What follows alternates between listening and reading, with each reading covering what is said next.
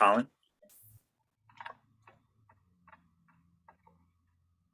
Just 1 second, it's not pulled up.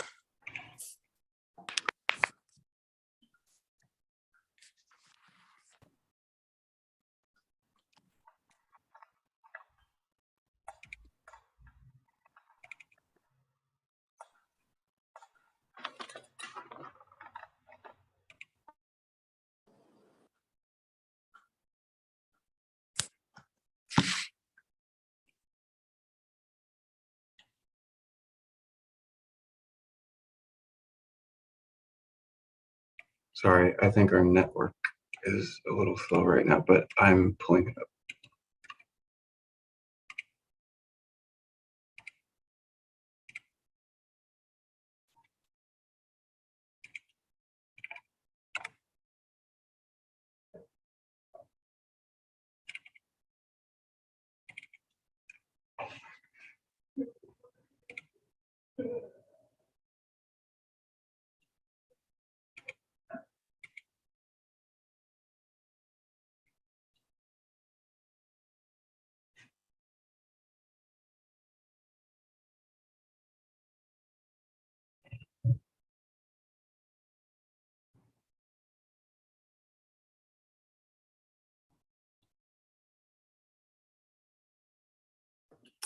Colin, I don't hear any sounds. I don't know if it's supposed to have. I think it's supposed to have a sound, right? Yeah, it's when you click the button to share screen call in that little corner pocket. Yep. Let's see.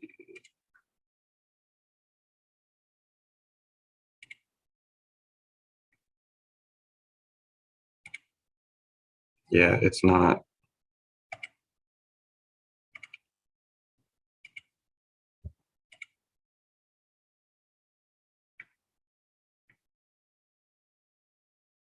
Yeah, Jackie, it doesn't have the option on my version of Zoom for some reason.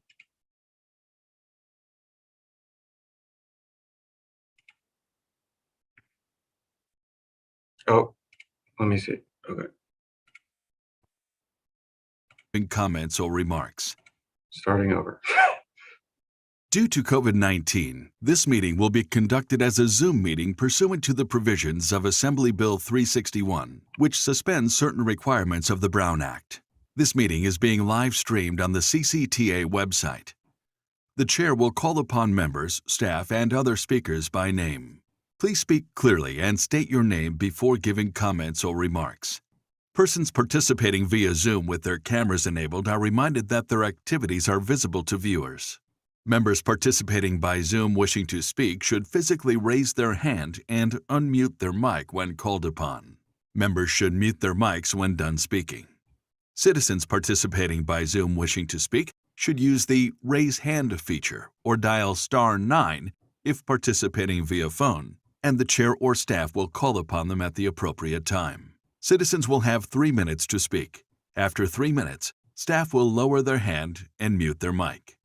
Participants via phone will be called upon by the last 4 digits of their phone number. It is requested that public speakers state their names and organization, but providing such information is voluntary. Written public comments received in accordance with the teleconferencing special notice for public comment guidelines are printed on the meeting agenda. If authors of the written correspondence would like to speak, they should raise their hand and the chair will call upon them at the appropriate time. All written correspondence received after that and during the meeting will be entered into the record. A roll call vote will be taken for all action items. Thank you for participating in a meeting of the Contra Costa Transportation Authority.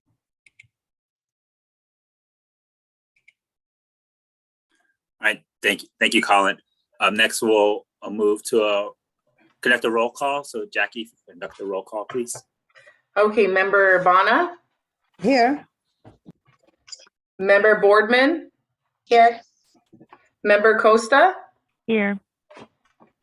Member Karimi, Here. Member Keeshan, Here. Member Olson, absent.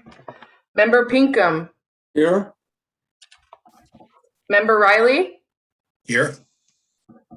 Member Riker, Here. Member Simmons,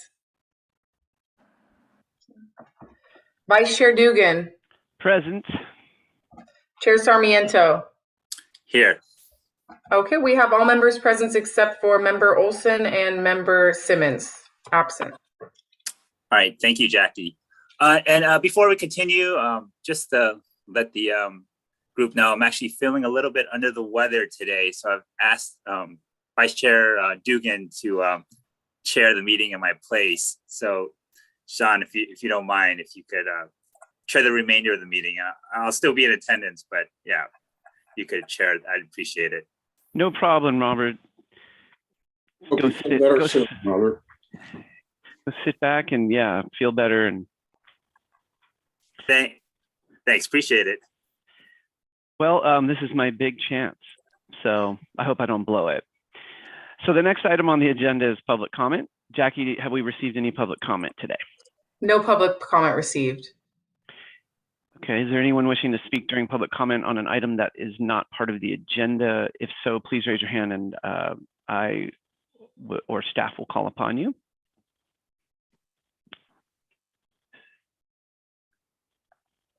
Seeing none. Thank you. Okay, well, we'll move on. The next item on the agenda is the consent calendar. Summary of actions from January 24th, 2022. Are there any changes, comments, etc. from the committee? And if so, please raise your hand. If anyone would like to speak from the public, please also raise your hand.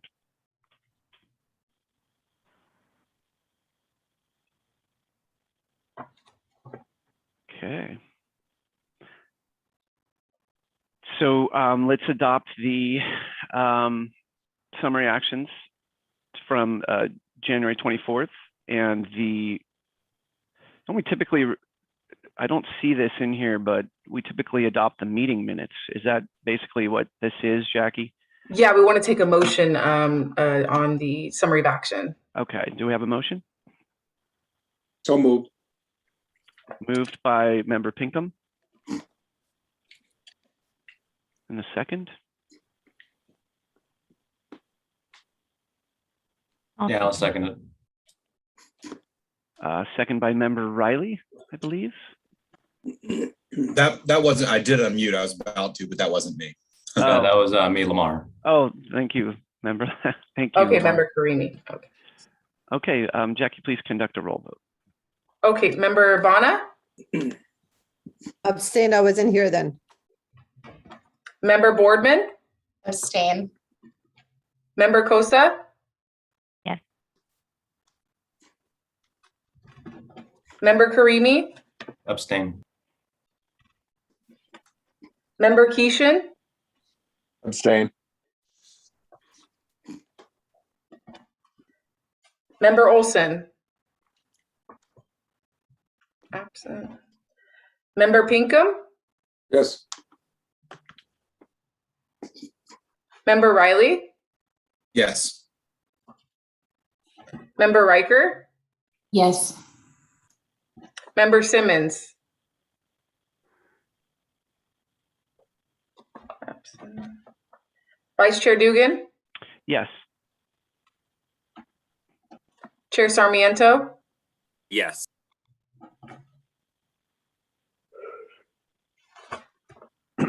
Great. okay, Thank motion passes unanimously with members Banya, Boardman, Karimi, Kashin abstaining, and members Olson and Simmons absent. Thank you, Jackie. Thank you. Okay, well, let's move on to the regular agenda items. And the first item on the regular agenda is the draft pedestrian needs assessment for review presented by CCTA staff, Colin Clark.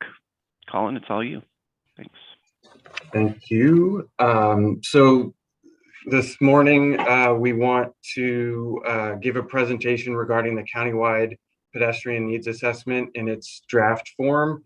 And we have our consultant, Fair and Peers, here to share screen and lead the presentation moving forward. And we're certainly looking forward to getting input from this group, and we'll be accepting comments for the coming weeks. If you would like to provide additional input, including track changes in the Word version of the draft report. And this is generally a next step from the countywide bike and ped plan that was adopted in 2018, but also a next step as part of the Vision Zero implementation countywide. So with that, it's over to Susie, please. Thanks, Colin. Good morning, everyone. My name is Susie Hofstadter. I'm a transportation planner with Fair and Peers, and we've been supporting CCTA on the countywide pedestrian needs assessment. So just as a quick overview of the Safe Systems approach and the Vision Zero program, just as a refresher for folks who aren't familiar, this is a kind of national movement to shift the safety approach for transportation planning to be focused on safe systems, which is really focused on shifting individual responsibility away from users to drive safely and to operate safely on the roadway, which we still expect folks to do, but understanding that people will make mistakes and that the system needs to be designed in a way that accommodates those mistakes, keeps impacts on the human body less than severe, and really rebalancing that shared responsibility to the roadway designer and the systems designers, which is us. So the pedestrian needs assessment is, as Colin mentioned, an outgrowth of the countywide bicycle and pedestrian master plan and also this Vision Zero program. And the idea is to do an overarching inventory of pedestrian need in the county, focusing on the countywide pedestrian priority areas, priority pedestrian areas. And this is really focusing on identifying some key project packages that are really like rough for the purpose of making a rough order of magnitude cost estimate. And so we're basically assembling typical project packages, and I'll go through them in a moment, and then doing an inventory of how many we need to do.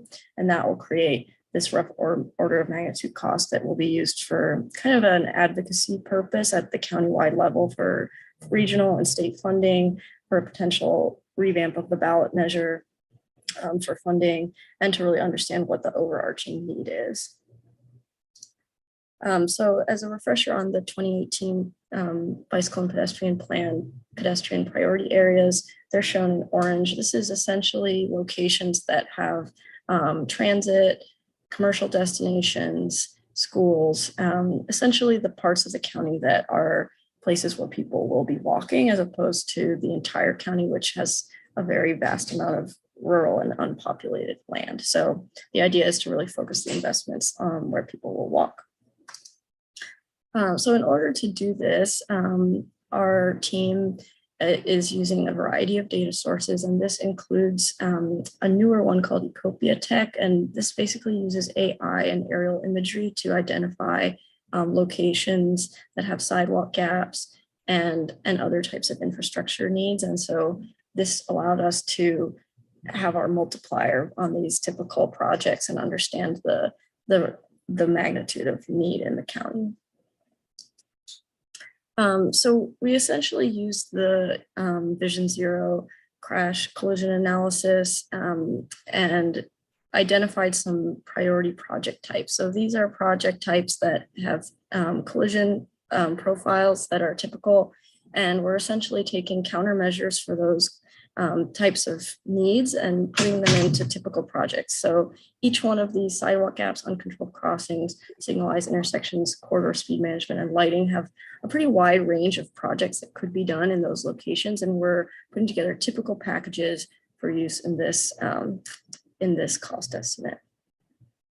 And just as a note, the ones with an asterisk have different cost estimates for locations with 1 lane in each direction versus 2 lanes or 2 or more lanes in each direction, because of the difference in cost with those kind of differing sizes of roadways where the infrastructure needs improvement.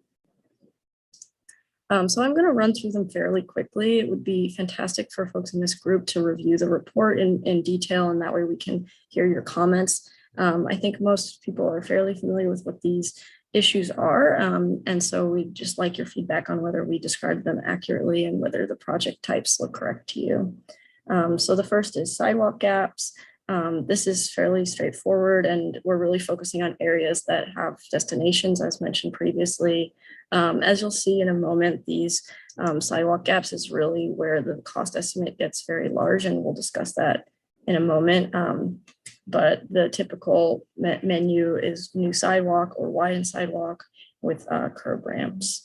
And for each project package, we have a lower cost proposal and a higher cost proposal. And that is reflecting that many infrastructure improvements can be implemented in a kind of quick build fashion using less expensive materials than a full concrete build. And so here you're seeing that lower cost per mile and then the higher cost per mile. And for a sidewalk, that would be like an asphalt curb or berm instead of a full sidewalk, as an example, maybe along the side of a neighborhood street. So this is an example on San Pablo Dam Road of a sidewalk gap closure that the county implemented recently.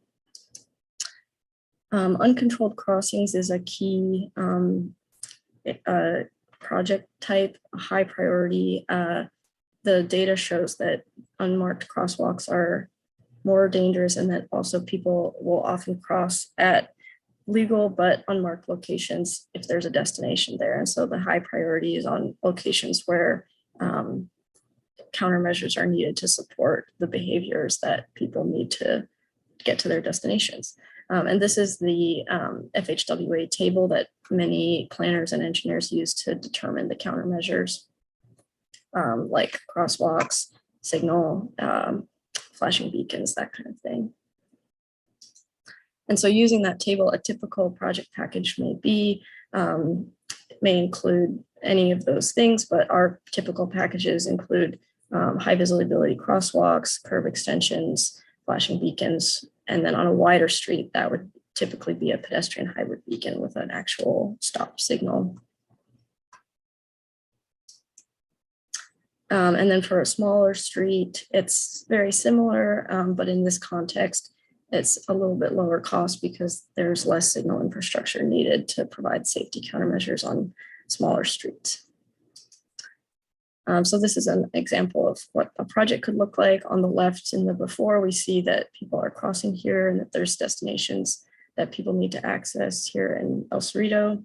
And the after, there's a crosswalk, sidewalk gap closure, and signage to support safety in that condition. So moving on to signalized intersections, I think most folks are familiar with how complex intersections can be with lots of vehicles turning in different directions at the same time. And for pedestrians, that means that there's usually sometimes vehicles turning left across the path and right across the path at the same time. And a high proportion, 45% of pedestrian collisions in Contra Costa occurred at signalized locations.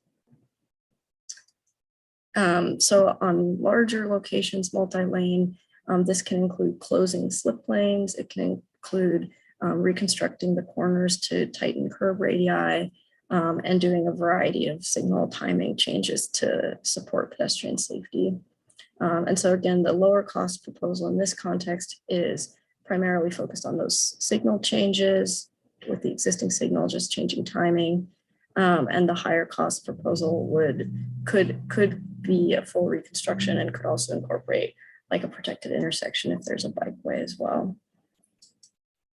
And similarly to the uncontrolled crossings, the narrower streets with one lane each direction have a slightly different menu of engineering countermeasures, and the lower cost and higher cost project proposals are both lower in that smaller intersection.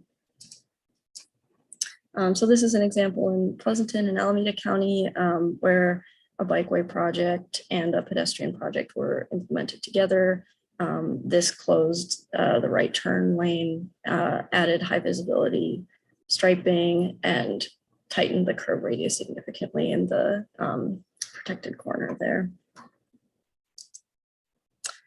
So speed management is potentially the most important component of safe systems work. Unsafe speed is one of the most common causes of collision, and also is a factor in very many. And as many folks are already aware, collisions are become exponentially more dangerous at higher speeds. And so, for example, if the difference between a collision occurring at 20 miles per hour versus 30 or 40 is the difference of potentially a fatal or severe injury collision. So this is an extremely important component of the safe systems work. So speed management also has a pretty wide variety of potential countermeasures and interventions. So the approach is typically done on a corridor level. On a multi-lane street, a road diet or a lane reduction should be considered in most cases, depending on traffic, and usually involves a traffic study. So a lower cost project proposal could involve restriping and painting curb extensions. And then a higher cost project proposal could be extremely expensive depending on what it entails. So if there's also streetscape elements, separated bikeways, lighting, signals, or even landscaping, these types of projects can vary pretty significantly. But typically narrowing lanes and doing lane reconfigurations is a pretty typical way to deal with that on a multi-lane corridor.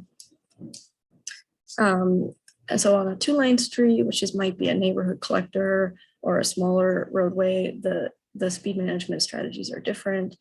This may involve lane narrowing as well, and also could involve more vertical deflection, like raised crosswalks, raised intersections, roundabouts, other types of traffic calming that are maybe more appropriate for a neighborhood setting.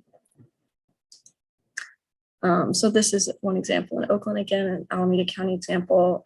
This was actually a 4-to-2 lane road diet with buffered bike lanes. And this manages speed and also helps to reduce crossing conflicts because of kind of multiple threat, as we say, which means that the inner lane is blocked, their sight line, by the outer lane when someone's crossing. So this is a project with a lot of benefit at a fairly reasonable cost because it's incorporated in a routine paving project. So finally, lighting is the last example. Lighting is not typically the primary reason for a collision, but it's often a factor, and there's usually multiple factors involved, but the fatal collisions are more likely to occur in darker conditions. So lighting can be one kind of like part of a complete breakfast as far as having a safer street. I'm sorry, what is KSI?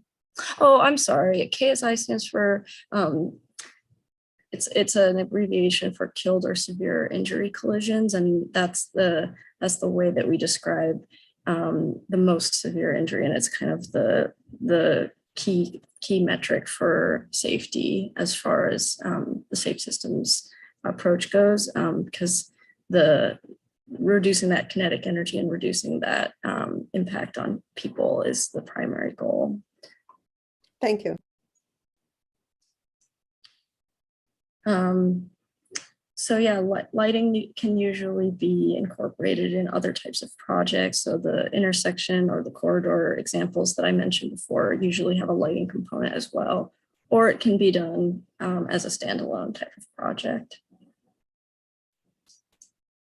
So this is another Alameda County example. In the city of Fremont, they had a grant to essentially replace a huge amount of their older lighting with LED fixtures citywide along the arterial corridors, and they did see safety benefits from that.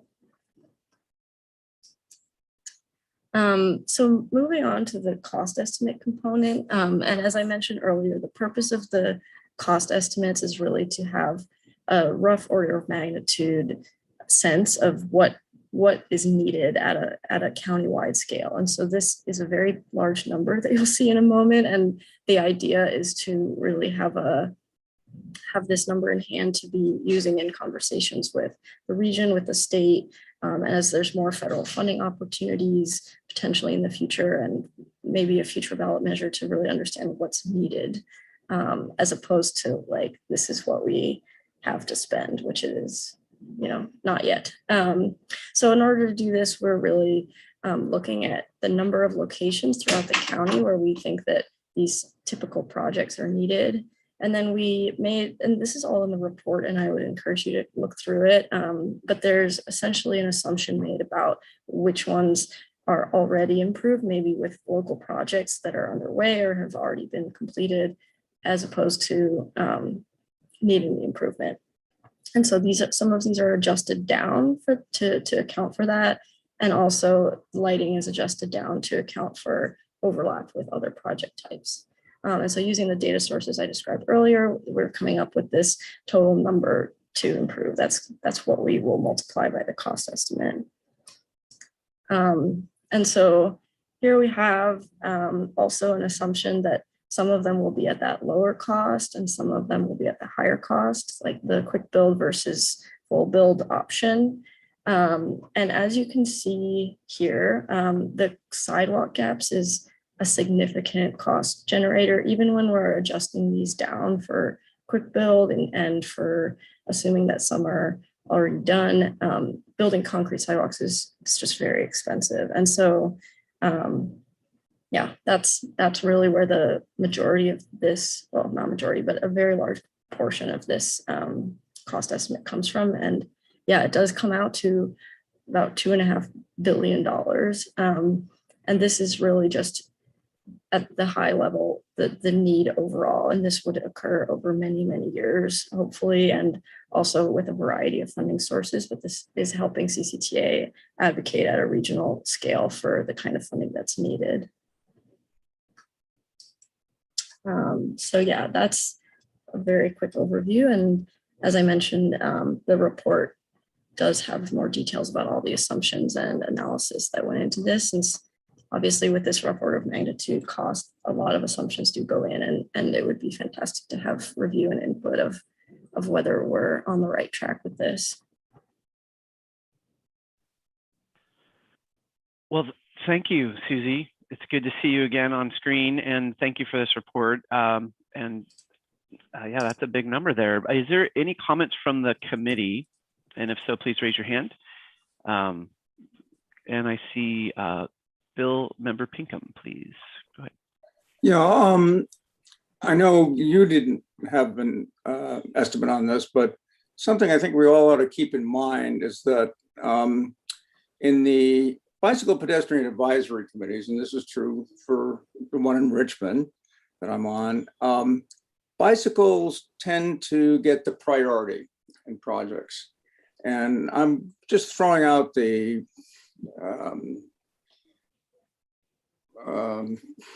idea that we should keep this in mind and that we give equal priority to pedestrian projects if we can along the way. I don't know what the cost of that money we've spent on ATP projects in the past, but I think we need to take a close look at those, what those will be in the future. I mean, we were lucky in Richmond to be able to fund a bicycle master plan and a pedestrian master plan at the same time. Happy about that, but I would say that in general, the bicycle projects get a little priority, some priority, just by, I don't know, default or something. So just something to keep in mind, I think.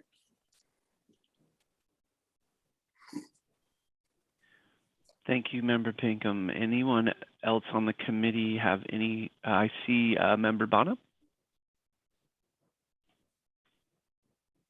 Thank you very much. Thank you for the presentation. Very informative. I have some quick questions.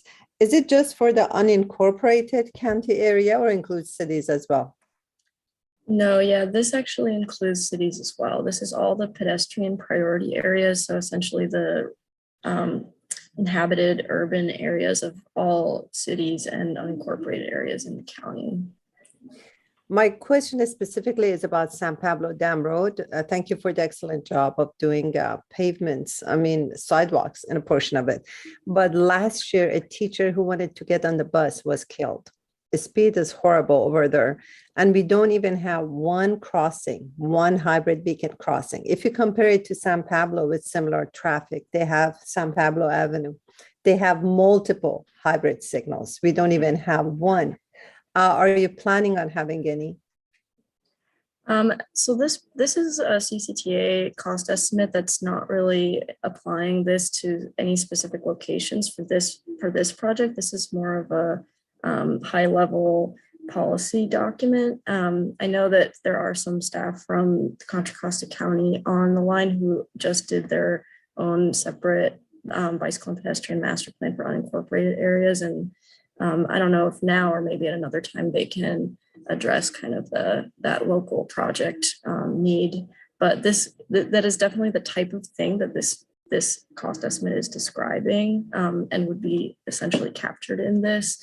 And so so as an example, this document will help advocate to the county, to the region, to the state, and to federal sources to make sure that Contra Costa County CCTA has enough funding to support the unincorporated county in implementing these projects.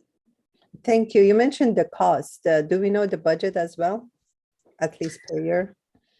Yeah, so similarly, this isn't like an infrastructure project. This is more trying to understand what the need would be. So obviously CCTA doesn't have a $2.5 billion budget for anything, but that having this number on hand is essentially a tool for advocating to increase that budget from a variety of sources. I don't know if Colin, you want to share anything else about how the funding streams work and CCTA's role in that, but this isn't like an implementation project. It's more of a planning document and a planning tool for understanding the overall need, if that makes sense. Yeah, thank you. So I appreciate the advice in the future because I'm new. So my questions are out of ignorance about, how to comment on that and get a hybrid for San Pablo down road. Last question, you mentioned artificial intelligence recognizes the gaps. What if there is no sidewalk? Would it recognize the gap? Yeah, that's kind of the purpose of the tool, is that it uses a satellite imagery and can essentially see and measure where there is and there isn't a sidewalk. And that's how we came up with these numbers of miles that need a sidewalk, because we basically use this mapping software to say, these are our pedestrian priority areas.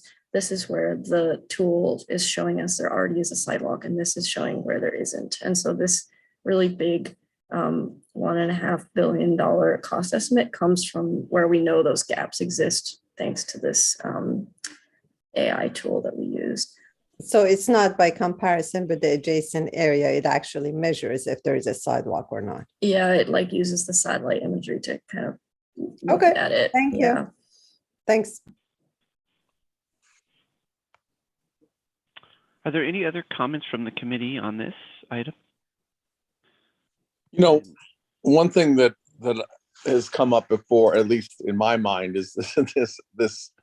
I think it's great. By the way, I get what this is kind of a gap analysis of okay, in a perfect world, if you had unlimited funds, this is what it would cost to solve the problem, is what I'm hearing here. What I'd love to understand is there leeway? There's some charming towns. I live in Danville. There's other towns, and is there leeway to give to provide funding for these towns so that they don't? I mean, I understand there's a need for safety, and I appreciate the comment that it all depends on how fast. If you can just reduce speed, that's important too. So in these towns where you have these downtown areas where the speed limit's relatively low, I would be remiss if we're just going to cookie cutter and put green stripes throughout these quaint little downtown areas. And I was wondering, is there a leeway? I used to work for a company in the Netherlands, and the Netherlands have a great bike culture. And the thing is, they understand and appreciate the laws. And when you go into the downtown areas, there's beautiful brickwork and things like that still adhere to the spirit of the traffic laws. But maintain the quaintness of these small village type setups. And I'm wondering, is there latitude in these kinds of discussions for towns like Danville and Orinda and Pleasant? I mean, everybody's really striving for a nice downtown character. Is there leeway to give them the artistic license to make that blend in a little bit better with those small strips of traffic? You're referring to bikeways specifically? Bikeways and pedestrian, sidewalks and the like. I really do think that we could learn a few things from these European communities where they treat the villages a little bit differently than they do the other roadways. Yeah, I mean, I think with all bicycle and pedestrian infrastructure and safety improvements, the context and the condition of the street and the neighborhood is always part of the design choices. And there are a lot of very wide range of different types of materials that can be used for a lot of things. Like for these pedestrian projects, for example, like a raised crosswalk that's made out that has like brickwork in it is a safety countermeasure, and it can look very nice. And the higher cost is usually a prohibitive factor in some communities for some of these aesthetic treatments, but a lot of safety improvements can be done in ways that fit with local context.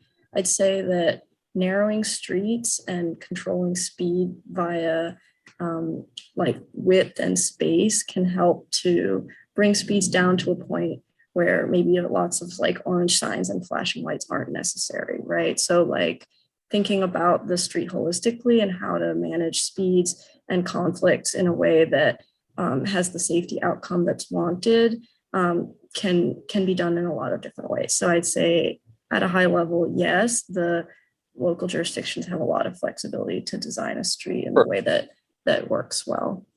Awesome, thank you. Excuse me, Susie, can you take down your slides so we can see? Oh yeah, sorry. Thank you.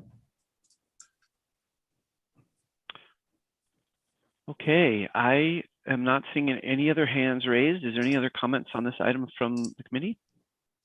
I see Member Boardman. Go ahead. I just wanted to say thank you for presenting this information, and looking forward to hopefully you have what would be the next kind of step in terms of presenting kind of prioritization, what those factors would be for identifying how we would prioritize these projects. But this is a great overview of kind of the substantial needs from a safety perspective for these pedestrian projects. So thank you.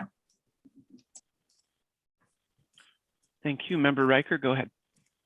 Yeah, I just thank you again for this great project. I think it's incredible. It's an incredible undertaking to try and find all of these gaps throughout the county. So pretty great job there. And I think the way you separated 50% for the high cost and 50% for the low cost, that's smart. And I'm wondering, is there any other, it just goes to show how much improvement is really needed, in terms of billions of dollars to get more people walking in our communities. So is there any other strategy besides, or in addition to future ballot measures to pay for this? Are there, huge grant? This is like the foundation you need to apply for grants, obviously. So is there a strategy besides ballot measures? Yeah, I think that there's still a lot of, and Colin, you can chime in as well. I think there's still a lot of unknowns related to like the bipartisan infrastructure bill, as far as how much funding will be funneled down to locals and how that will happen. But I think we are in a moment right now where there's a lot of discussion about infrastructure and a lot of discussion about infrastructure funding. And, our state also has a lot of money right now. And so just thinking, there's been a lot of discussion about the ATP pot getting much bigger. The federal government has like the raised grants that some cities have had. I guess the short answer is yes, there's a lot of funding sources these days. And I think part of the purpose of this is to kind of put CCT in a good position to get that funding for the local jurisdictions and to support local jurisdictions in implementing safety projects. So a follow-up question would be, do you know if many other counties in our state have done this kind of comprehensive scope and evaluation? I mean, how competitive does this make CCTA and Contra Costa County in particular? That's a good question. I mean, I think that this overarching cost estimate is pretty innovative new thing to be doing. There are a lot of bicycle and pedestrian master plans that kind of have their big cost estimates for their high priority projects and things like that, kind of the wish list. But this overall need is a pretty unique way to go at it. And I think we're looking forward to seeing what the next kind of political steps end up being to leverage this number and understand kind of how we can make the dream a reality. Colin, you want to add anything on this? Yeah, so this Wednesday, the CTC is hosting a meeting in regards to an augmented potential additional funding as part of ATP. I don't think they've necessarily characterized it as potentially augmentation to the existing Cycle 6 application process that is underway as we speak. And I think the deadline for applications is June. But that is one opportunity for this to kind of be highlighted. And CCTA is also represented on the subcommittee at the statewide level that feeds into the advisory work group for the bipartisan infrastructure law implementation. And so, you know, this is certainly something that I'll take to that group to, you know, see if we can further emphasize this type of work. And, you know, later in the meeting, we'll certainly be talking about OBAG 3 program policy and you know, that is another opportunity to put these types of projects forward as well. I see Member Pinkham with it. Go ahead. Yeah, FYI, if you haven't heard about it, there's also a Contra Costa County Bicycle Advisory Committee, which we also get pedestrian projects. I work with a committee that I work with Jerry, and we have not a great amount of funds every year. We weigh in on Transportation Development Act fund requests and give our input and blah, blah. Usually it's accepted eventually by the MTC.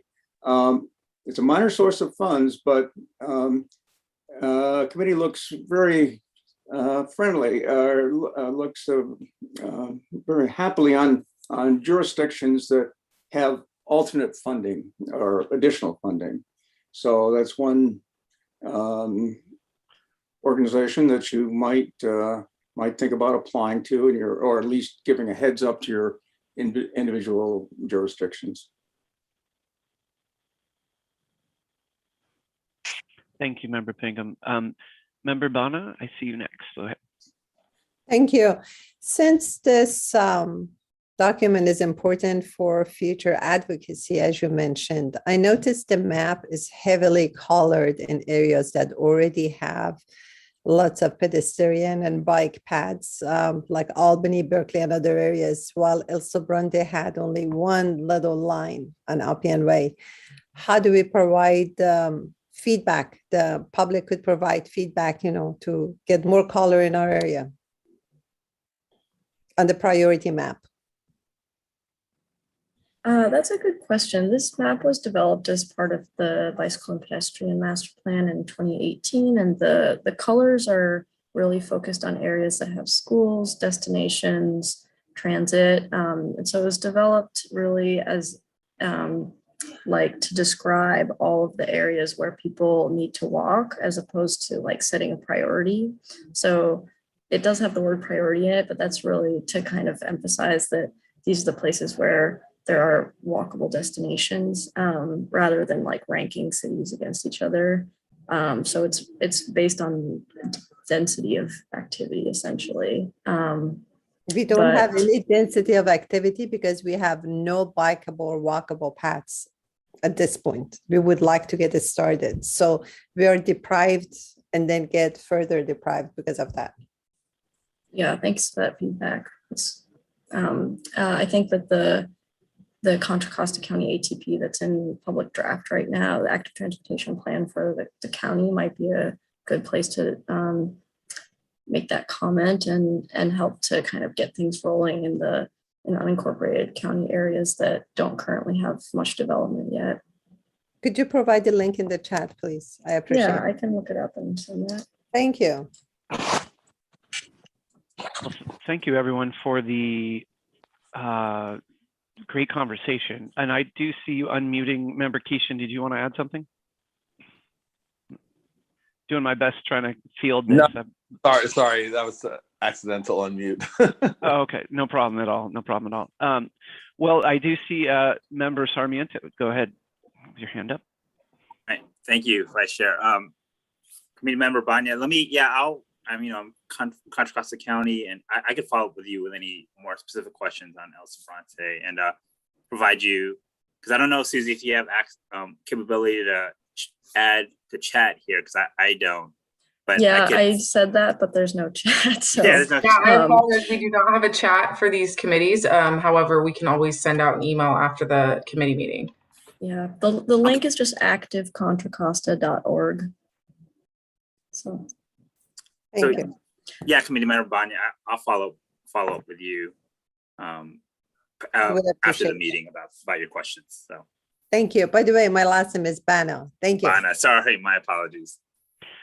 Well, thank you. I was about to ask if I've been pronouncing it wrong the whole meeting. So I also think that Member Bana, is this your first committee meeting with us? Yes, it is. Okay, so I think we're going to move on to the agenda, but at the end, I would love for you to introduce yourself. I apologize, I didn't realize that. And of course, if anybody else is your first time here, we'll do introductions then. We'll keep moving right now. Sure, welcome. Thank you. And I will just say that when implementing a plan like this, given the comments that I heard, that this is sort of ranking them on cost, but what I'm hearing too is that people want something better than green paint, right? And so what's really is there a design criteria that we want to work for, right? What treatments actually solve the problem best, and do we want to shoot for quality instead of when implementing this plan? It's going to be tough. That's a big number, and so we have to start kind of thinking about effectiveness too. But also because of that big number, and the comment was made that bike funding tends to be prioritized, is that we should be looking at the bike plan as well, and determining where projects can be blended together for efficiency, where we're solving the pedestrian and the bicycle issue. And to me, those seem like projects where the money will be best spent, whether it's a crossing or a striping or additional raised crosswalk, whatever it is. I think we should be combining our efforts on that. But that's my last comment I was waiting to give. But the next item on the agenda is an update on the countywide bicycle and pedestrian plan, including Vision Zero, presented by CCTA staff Colin Clark. And if you can go ahead, thanks. Thank you. So this is generally a standing item, but I'll use it as a quick opportunity to ask for your feedback in terms of how you want to move forward on some potential technical updates to the bike and ped plan, and whether or not you want to provide input as it relates to the priorities of something like the pedestrian needs assessment at a countywide scale, and then we'll get going into the OBAG item.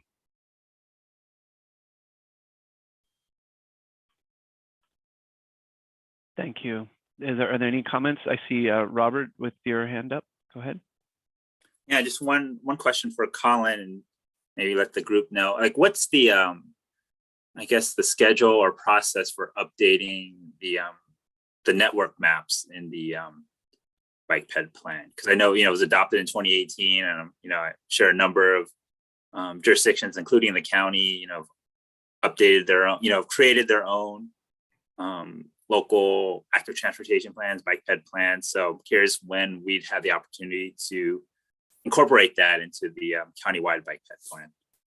Sure. So as part of the request for information that was sent to jurisdictions in the February-March timeframe, as kind of a precursor to the OBAG 3 call for projects coming up in the next couple months, the question was asked of jurisdictions to kind of revisit the countywide bike and ped plan project list that was adopted in 2018, and giving not just a status update, but also an opportunity to add additional projects that might not have been included previously. And as part of that, the request has been also for GIS layers, mapped data to show, for example, in the county's case, if the county is able to share with CCTA the most recent layers as it relates to GIS data, then as part of the countywide action plan updates and going into the CTP and the countywide transportation plan update, there's mapping that's being done as part of that effort that has done some updates on that. And so separately, there's an ongoing opportunity for jurisdictions as they update their local active transportation plans to share that with us, and just give me a call and we'll talk about it. All right, thank you, Colin. Great. Any other comments from the committee? Seeing none. The next item is actually something that we will need to take action on. And it is the item requesting approval to release proposed One Bay Area Grant Cycle 3 program and call for projects. And Colin Clark will also be presenting this item. And I'll have Director John Huang take the lead on this one. And John, just let me know if you want me to run the slides and I can share screen. Okay, I think I'm okay with the slides. Good morning. It's still morning. Yes, I saw a hand there. Sorry. I just heard. I had to step away for a second, and I just came back and I heard that you. It sounded like we had to take action prior. I just wanted to make sure I wasn't the cause of a missed vote or something. Nope. Member Riley, nope. We're going to after John presents this item, we will be taking an action. Okay. I believe. So. Sounds good. Sorry. You're on. Go ahead. Okay, so hopefully you see my screen, and then is the right screen. Okay. Good morning, Vice Chair Dugan and committee members. John Huang, Director of Planning. And today's presentation will be jointly provided between myself and Colin Clark. This is a pretty critical item right here, and we'll definitely need a vote on this at the end of the presentation and the item. So this is One Bay Area Grant Cycle 3 OBAG 3 program. And I think previously we might have brought the framework to this committee to provide you some background information on how we were developing the call for projects and so forth. So this, again, kind of give you kind of refresher of the background. This program is OBAG 3, as I mentioned. This is federal and state funding that we receive, we meaning CCTA, receive from MTC. It's Federal Surface Transportation Fund, STP and CMAQ funding. The funding goes towards funding a variety of transportation projects. And again, there's been previous cycles 1 and 2, obviously. And this program, this cycle this year is a little bit different than the previous years. And I'll go into that detail a little bit later. For the region, for the whole 9 Bay Area region, they're looking at roughly in the $800 million amount. And these numbers may be off a little slightly, but MTC breaks down the funding in half. So MTC takes 50% of the funding, which in this case, in this example, is $340 million, and the other $340 million MTC provides to the county and local programs. That means that Contra Costa County and the other 8 counties will be competing for this amount of money. Some of the stipulations that MTC had indicated is that they're going to be they're going to be included in this pot of money, $25 million towards Save Out the School program. And then we'll go into a little bit more detail on that aspect also. This money is for a 4-year period. So the first chance that a successful small project sponsor will be able to get access to the fund is October of 23. And then the whole program that MTC has set up is really to align with the Plan Bay Area 2050 strategies that MTC recently adopted. So MTC really stresses, the next couple of slides is really coming from MTC.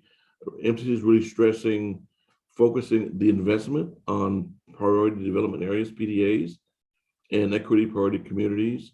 So they would like 70% of the total investment to be directed at PDAs or transit-rich areas, and it could be a project that's located within the PDA or leading to, coming from a PDA, or connecting PDAs.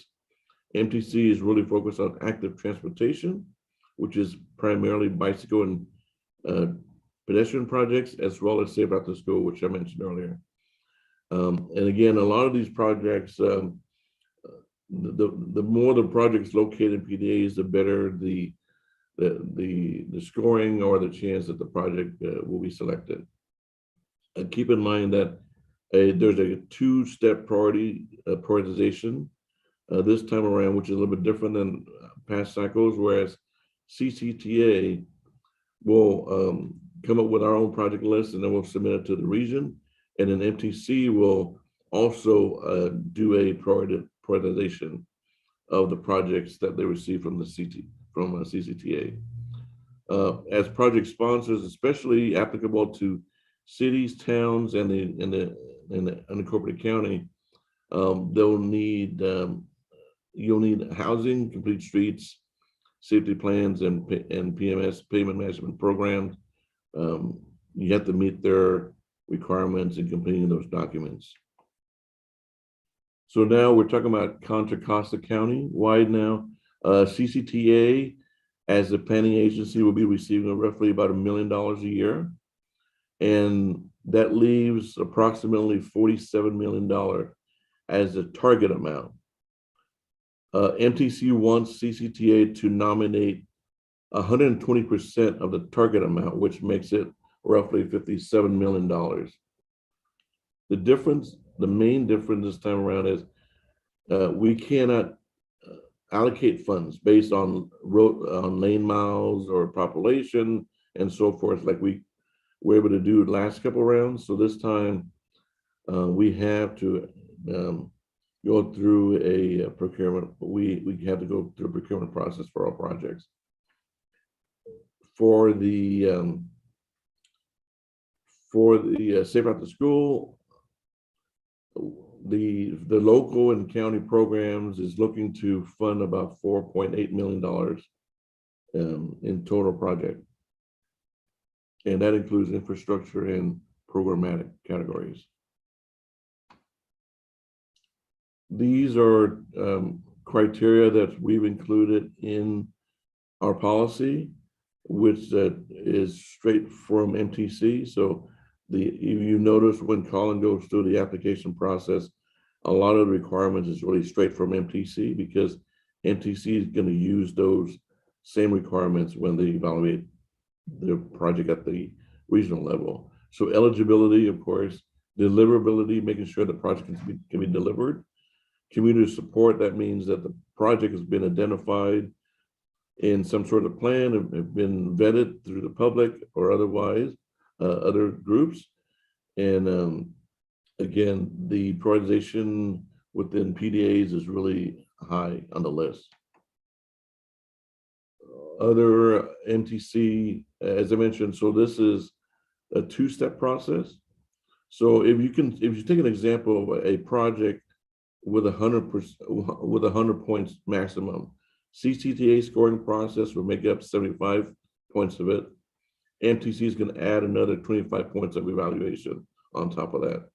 MTC will also prioritize CMAQ funding. So you get an extra 10 points, 110 points. If your project is completely perfect, you get 10 points because MTC wants to prioritize CMAQ funded projects. So that all factors in. And the last bullet there is, again, kind of reiterating MTC's focus on PDA investment, safe route to school, and the bike ped and safety. For the county program, we're looking at proposing 2 major categories. And the first one being a countywide smart signals project, where CCTA will be the project sponsor. And the project will address safety. Really, at the end of the day, it's a Vision Zero project, and address safety for vehicles and pedestrians and bicyclists. And then the other project is the Active Transportation and Safety project, which we will be doing a traditional call for projects. And within that Active Transportation and Safety, you see a number 3 there in red. And this is essentially hot off the press here because we're including a programmatic safe route to school non-infrastructure eligible project under the Active Transportation and Safety. So I'll talk about the Smart Signals project, and I'm going to hand it off to Colin to go over the Active Transportation and call for projects, and then you can certainly answer any question you may have at the end. So again, Smart Signals is really to look at a countywide basis and really interconnect the signals at major intersections along routes of regional significance or arterials, major arterials. And we want to look first at the low-hanging fruit, so to speak, which is really upgrading signal controllers for jurisdictions that are still using antiquated equipment, and by upgrading the controllers, then we'll take the next step to look at signal system software and look at signal coordination, signal interconnect, and also look at ITS equipment in intelligent transportation system, equipment such as the cameras, VO detection, emergency vehicle preemption, EVP, transit signal priority, and enabling remote access. Again, this is really focused on reducing collision and fatalities, back to the Vision Zero safety aspect of minimizing or eliminating collision fatalities and injuries between vehicles and pedestrians and bicyclists. And CCTA staff has been meeting with many of the jurisdictions. I think we have probably 2 cities left to meet, and we presented the idea and wanted to get feedback from all the jurisdictions, and have been very supportive. Each city has been, we met with, some are ahead of the game, some are behind the game, some have already upgraded their controllers, already have fiber optics, and others are still using older equipment and need the upgrade. So we realize there's different stages of the project, and we'll work with individual cities and the towns and the unincorporated county to identify what the needs are at each jurisdiction. This is just to show you our bigger scheme of things, which is number 5. Once we have this whole system in place, really sets us up for a smart city type of infrastructure. You can add autonomous vehicles and connected vehicles to that. I think we did a preliminary cost estimate, shows that about, if we really want to do everything through 5, it would be in the neighborhood of $100 million. Right now, we're starting with roughly $23 million. And we're calling it the first phase. One thing that I did mention earlier, that each cities are going to have equipment identified for that particular city or town. And whatever the total amount for those equipment upgrades will be, since this is OBAG 3, we'll be asking each city or each jurisdiction to contribute the minimum match of 11.47%. And because this is still federal funds. So city gets a lot of funding and leverage their local match funds. This kind of gives you a snapshot of all the signals that we're looking at countywide. Again, our first map shows roughly over 750 signals, but if we apply the criteria that I mentioned as far as routes of regional significance, major arterials, and so forth, we narrow it down. We think we can, at the end of the day, can really address about 275 intersections, give or take some. And again, we want to make sure that all the jurisdictions are part of this countywide project. Again, this kind of reiterates the whole purpose of the project, which is not only addressing injuries and fatalities, but also optimizing mobility for vehicles and transit. With that, I'm going to hand it off to Colin to talk about the active transportation and safety. Thank you, John.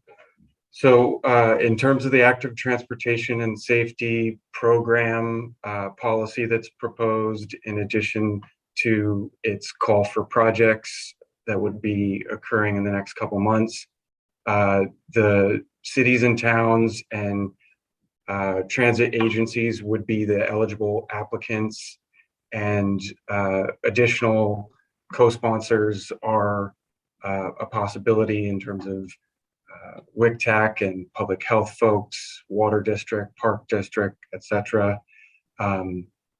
The match funds are 11.47% from each project sponsor, with the minimum project amount being $500,000, but with no maximum limit on the grant amount.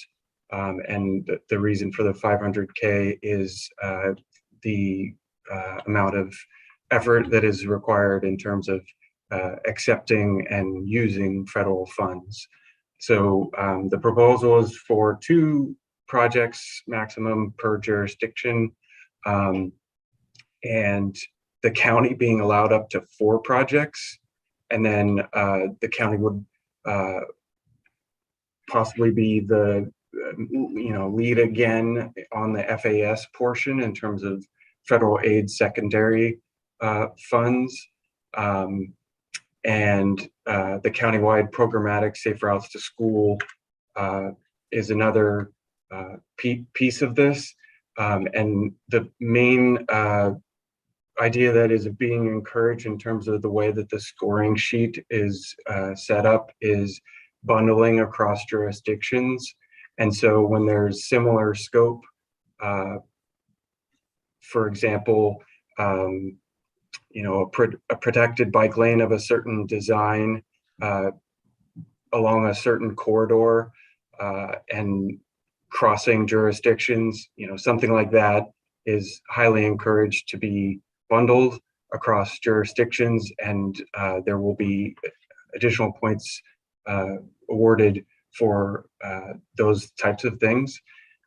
There's other housing and transportation policies that are included in the packet and referenced in MTC's staff report and resolution, I believe it's 4505, which was revised in March.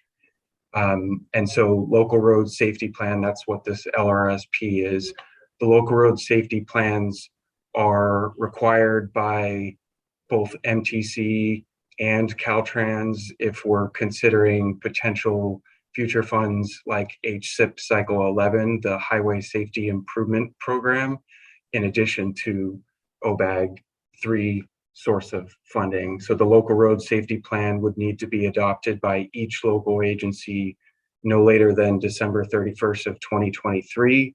And CCTA has been closely coordinating with each of the jurisdictions throughout Contra Costa over the last couple of years, especially as part of the Vision Zero work to make sure that we're moving forward on getting these local road safety plans in place to be eligible for funds across the county. In terms of the eligible project types, the idea is to primarily serve people walking and biking, but also leveraging the 10 years of analysis that CCTA did in terms of analysis of 2008 through 2017 SWITR's collision data and the common countywide collision patterns that were identified as part of that effort, with the help of this committee as well as others, and the Vision Zero working group that was stood up for that effort. So for example, trail crossings and right turn slip lanes, these were some of the examples that were identified as common countywide collisions, and those types of collisions will score well and compete well at the countywide and the regional level. Other project types that are encouraged include roundabouts, but also addressing air pollution and greenhouse gas emissions. One of the things to note about OBAG funding is that there's the STP portion of the fund, as well as CMAQ, which is the air quality related funds. And so projects that are eligible for the air quality piece of the funds to compete at the regional level, we want to make sure that our projects in Contra Costa can compete well, not just countywide, but also region-wide in addressing these issues in terms of also the severity of each collision, in terms of Vision Zero. And there's a new tool that MTC will be releasing probably in the next month or two that CCTA has been closely coordinating with MTC as we develop the tool to do additional Vision Zero safety analysis, and it includes economic costs as a result of collisions. And so that's some of the type of information that'll make grant applications stronger, and there's multiple sources that CCTA can help applicants get access to. The PDA's priority development areas are a requirement from MTC for 70% of the funds region-wide. And so in order for us to compete well at the regional level in terms of 9 counties, it's definitely highly encouraged to include projects from PDAs. However, not every single one has to be in a PDA. But even if it's outside of a PDA and there can be narrative included in the grant application that makes it clear that it supports a PDA somehow nearby, even if it's not adjacent, that is also a possibility. In terms of project eligibility, the design-only projects would not be eligible unless construction is included as part of that, with the exception being Safe Routes to School programs. And the intent with this is to continue to build out the low stress network that the 2018 adopted countywide bike and ped plan calls attention to in terms of building that out. It's having some sort of contiguous low stress network.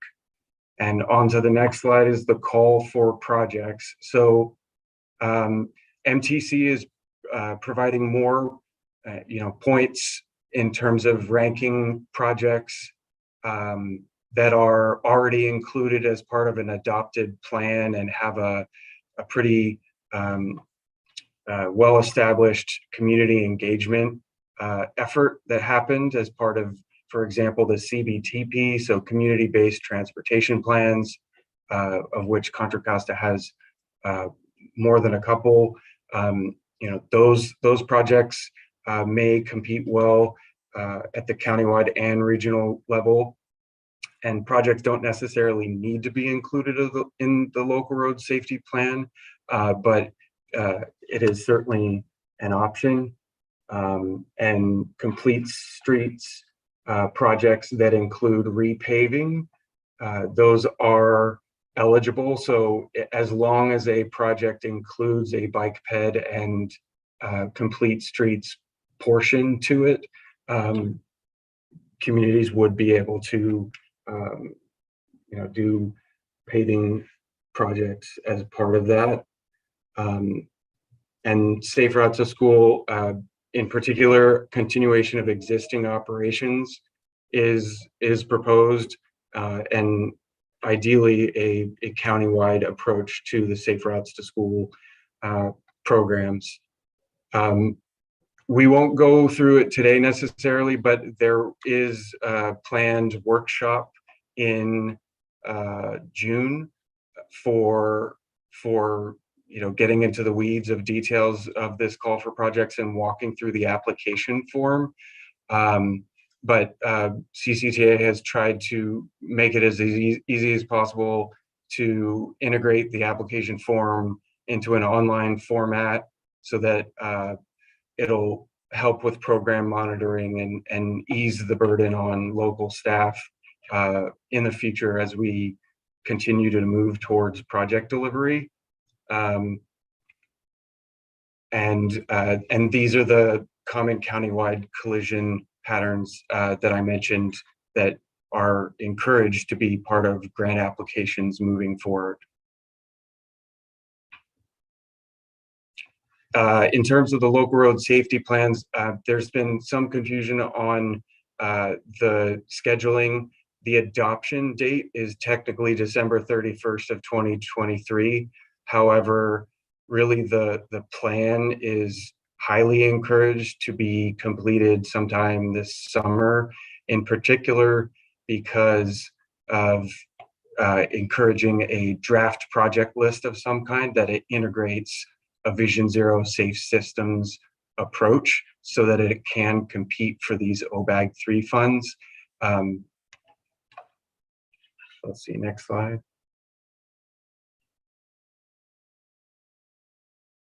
And then MTC has said that I think the earliest that some of these funds would become available for obligation would be October of 2023, which would be the beginning of the federal fiscal year. And it's the OBAG 3 is a 4-year program, so it would be 23 through 25, 26. And with that, John and I are here to take your questions and comments. We're also looking forward to the CBPAC, in addition to the TCC, the Technical Coordinating Committee, to nominate members to serve on a scoring committee to evaluate project applications. And so if CBPAC is interested in nominating, for example, four members to serve, then TCC could also nominate 4 members to serve on this committee. And ideally, staff is requesting that we move forward in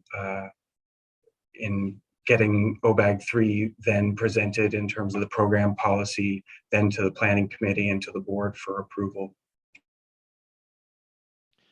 Thank you, Colin. And so here's what I'll do. I'll read the item and then I'll read the recommendation. But before we take a vote, we'll obviously have a comment period. So today, this item is approval to release the proposed One Bay Area Grant Cycle 3 OBAG 3 program and call for projects. And the staff recommendation is, staff seeks the Countywide Bicycle and Pedestrian Advisory Committee's approval to request authority board approval for release of the proposed OBAG 3 program and call for projects.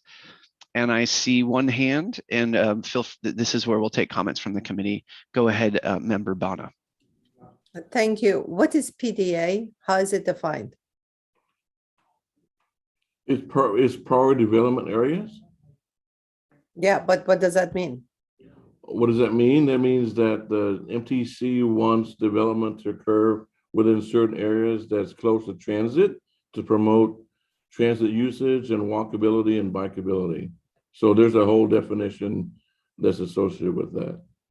I know, where can I find it? Is there a map of PDA? Yeah, certainly there's a map of PDAs. I don't know if we can pull it up immediately, but we can send it to you offline. Basically, a lot of the PDAs, for example, San Pablo Avenue, basically that whole corridor is the PDAs. As an example, PDAs occur within downtown areas of cities, of jurisdictions, and on all sorts of locations. But primarily, it's really to the purpose of designating an area with for PDA is to really promote the things that I mentioned earlier, which is transit ridership and walking and biking, and to reduce the use of single occupancy vehicles. Thank you. And you said MTC defines PDA?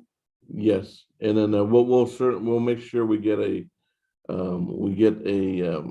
link or even our map to this committee through Jackie.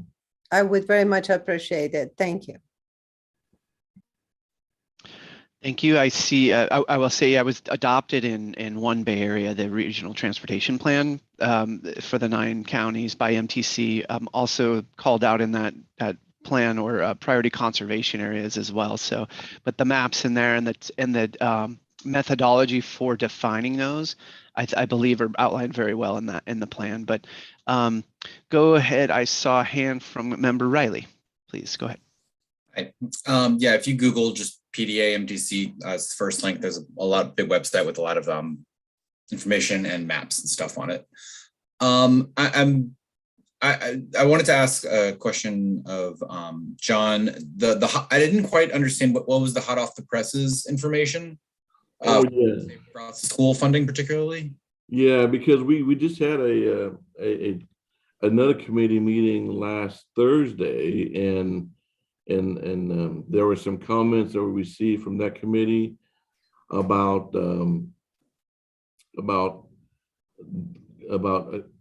safe route to school programmatic projects, and honestly, we didn't articulate that component well enough. So what I try to do, and some of the red, as you see in the presentation, was to kind of bring that to the forefront. I don't think it was in your documentation for the packet either, because it's something new that we wanted to bring it up to this committee based on the comment we received from the TCC. So basically, bottom line is the programmatic safe after school project is eligible to apply for funding.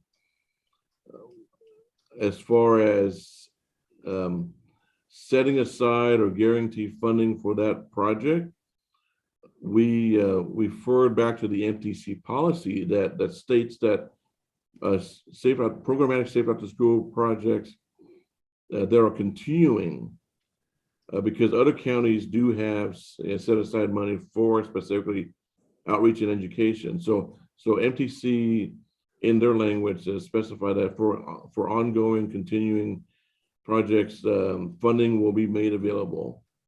And to that extent, staff was interpreting and trying to accommodate that language in our policy. However, we weren't specific enough.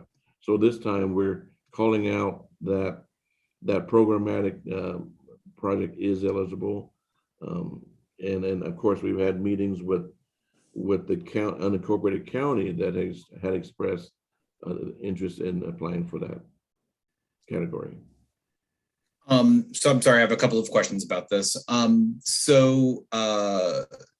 Does their program count as an ongoing program? Are they going to be applying in the competitive process, or are they going to be able to qualify as an ongoing? And I do just want to clarify, it is run through the county health department. They do have programs in the cities as well, so it's not just unincorporated.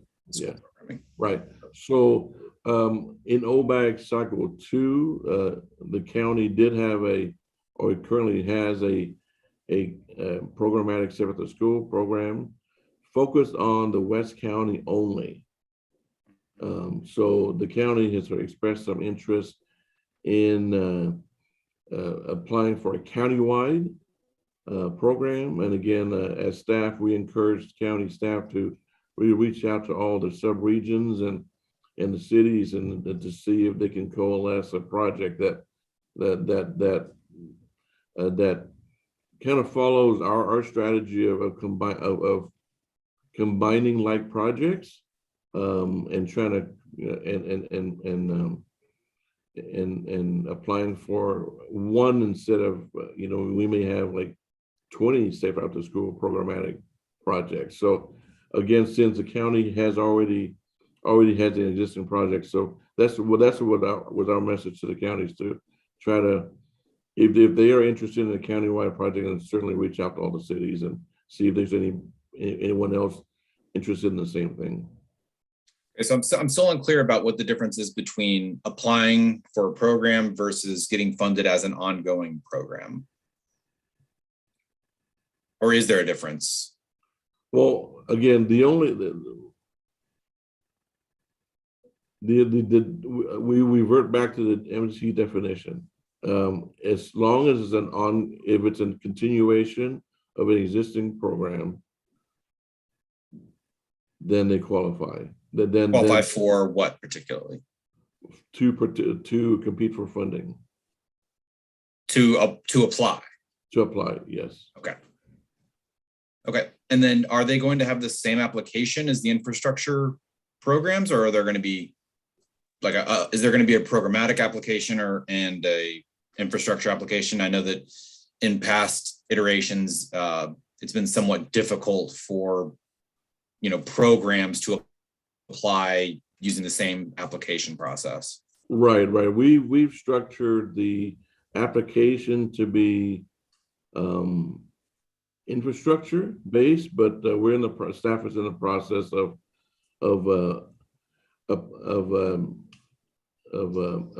doing a non-infrastructure evaluation also. Yeah, I understand. Yeah, that's good. It's like apples and oranges, correct? Yeah, that's good. Okay, I think I'm good. Thank you. Thank you, Member Riker. I see your hand up. Yeah, I just had a couple questions also about the programmatic element. Does that have the same 11.47 match requirement as the infrastructure projects? Yes, it does. That's the minimum amount. Okay, and it has the minimum 500,000 as well? Yes. Thanks.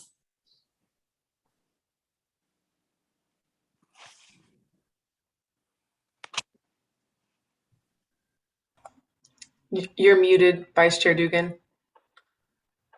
Sorry. Member Keeshan, I see your hand up.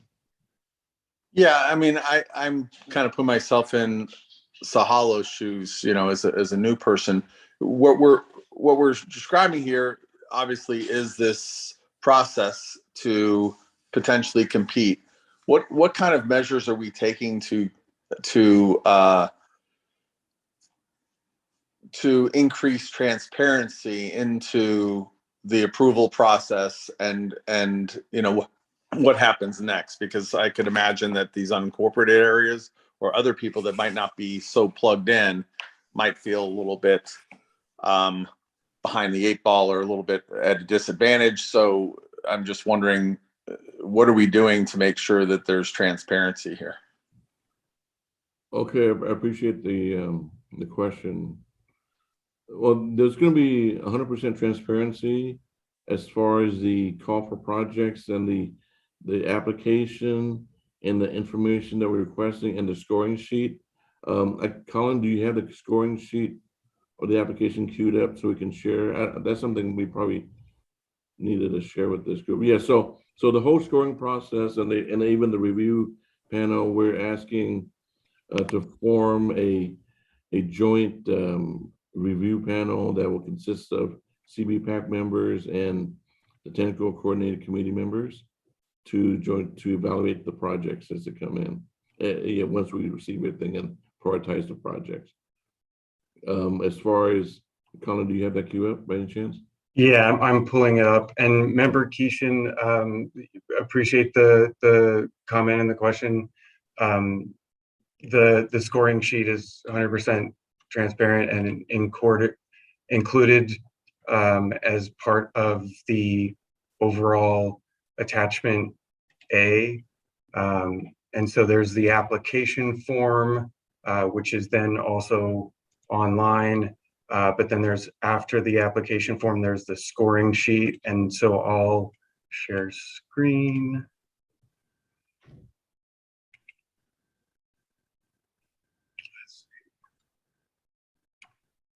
Let's see. So as we discussed, 75 points are from CCTA, being the CBPAC and the TCC members for each that would contribute to the review committee representing CCTA, that would then be through the board for approval and consideration. 25 points would be MTC after that. And then for the air quality projects, there's actually 110 points possible as opposed to 100.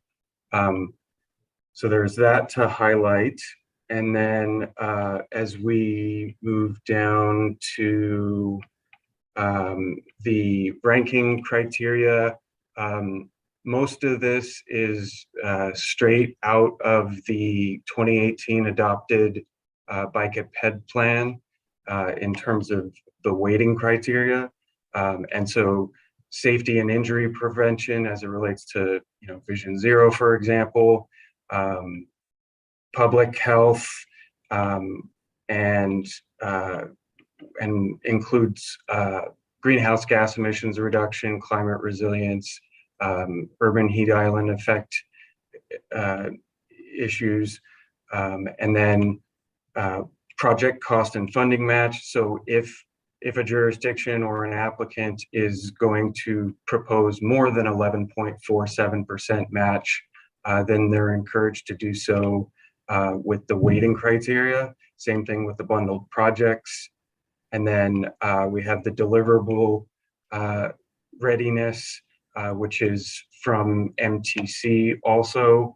And then the improved connectivity, that one is from the Bike and Ped plan, as is the range and number of users that will use the facility, or in the case of a program, how many different folks would be eligible to use a program. Latent demand, local community and policy support, which is, for example, being included in a locally adopted plan, or in particular the countywide Bike and Ped plan, and local road safety plans. And then focus on the Plan Bay Area 2050 objectives in terms of housing and transportation policy, to make sure that the projects that are proposed by applicants in Contra Costa will also be able to compete very well at the 9-county region level.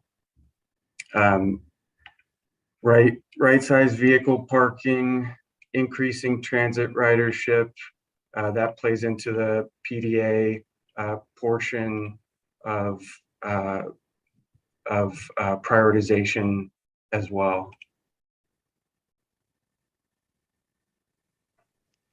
And that's good to a point. I guess my only comment would be, and I saw this at a glance a while back, but the when you have a scoring system that can range from 3 to 5, so that leads, I think, to a little bit of subjectivity and again transparency. The scoring system should be kind of almost like a basketball game. You know what your score is. Whether or not you get funding is another story. But there seems to be some subjectivity that is injected into the scoring system that could, without some sort of check and balance, maybe make it a blind scoring system that people are not, changing their vote or changing the score. That something that at least gives us the satisfaction that this is a fair competition. I appreciate that comment, and actually, we'll take that into consideration. I know from my experience, having done many of these type of call for projects, especially bike and ped projects, what we're talking about here, there is subjectivity. There's no doubt about it. And that's one of the reasons why we want to at least attempt to, instead of just making a 0 to 6 and leave it up to the evaluator, we try to break it down a little bit. But I do understand your concern, and I think there's always going to be subjectivity with any type of evaluation. But we'll see what we can do to improve that process. And again, keep in mind that all this will be transparent. That we plan to have all the scores from individual raters be transparent and be available publicly. I think that's been the process of CCTA and a lot of the panels throughout many jurisdictions, and I think that's the route we're taking to publish those scores publicly.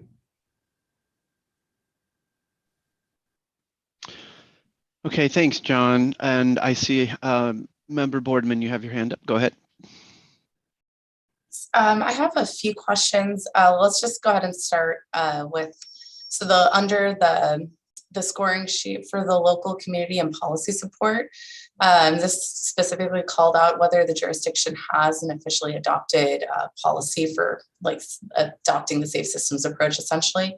What's the timing of that? Is the expectation that this resolution would be already adopted by one's council before applying in order to get the points, or is it before the scoring occurs?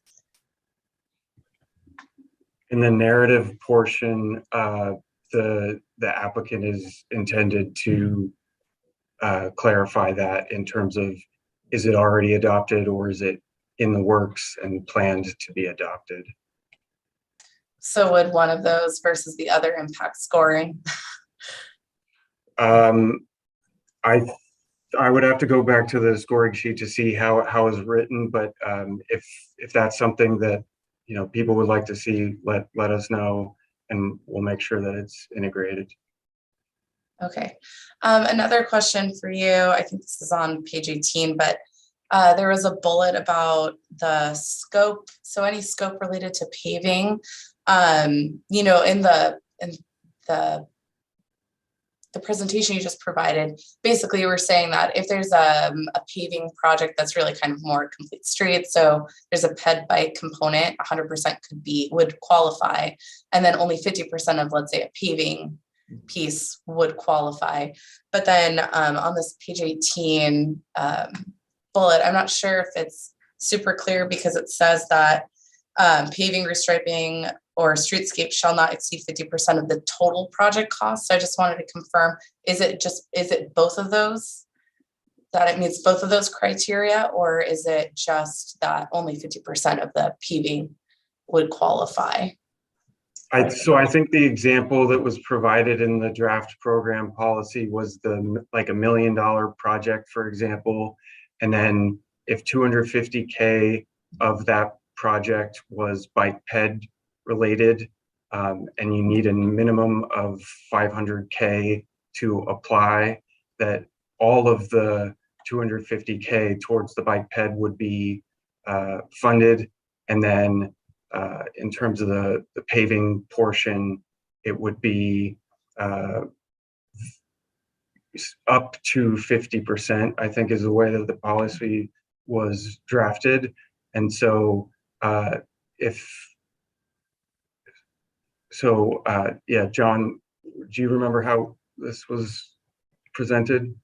Right. So can you repeat what you said, Samar? I don't have the document in front of me. Sorry. Sure. If you look at page 18, there's kind of this bullet that describes that paving shouldn't exceed 50% of the overall project cost. So, I mean, my understanding based on, let's say, the first scenario is like, let's say that there's a $1.5 million project, and or like it's 1.25 million, and it's a $250,000 ped bike project and $1 million of paving.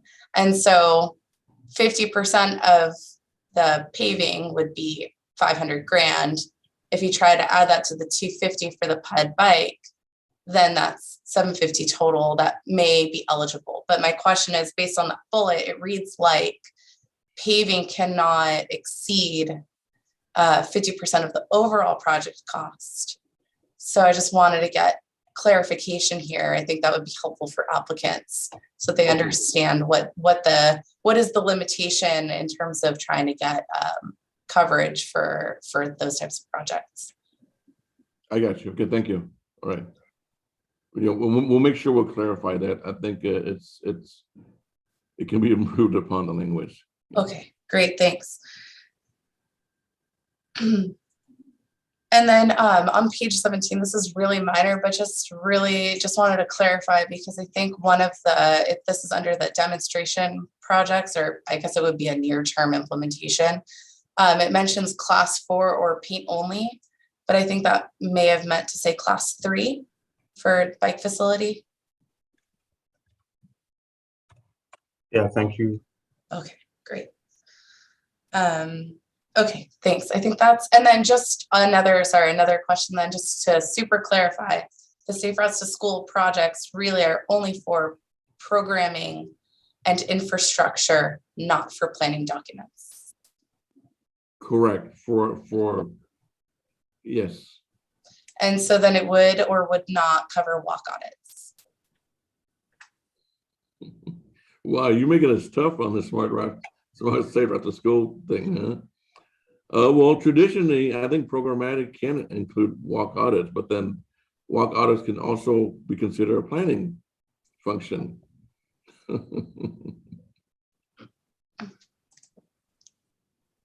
Well, perhaps that's something that you all could clarify when you take this to the next committee. Well, okay. Thank you. Actually, you stumped me on that one. Okay. Okay, I see a hand from member Bana and then Keishan. Quickly, how do we make suggestions about the criteria? For example, wildfire evacuation routes, I think, should have priority. How do we make such suggestion?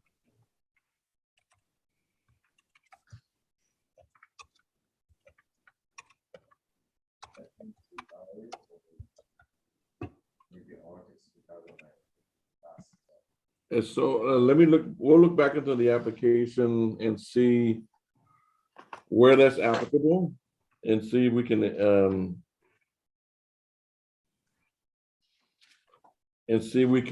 include that criteria or that question in the application. Thank you very much. That's very important. Some corridors are major evacuation routes, and especially turning into smart corridors would be very important and beneficial. Thanks.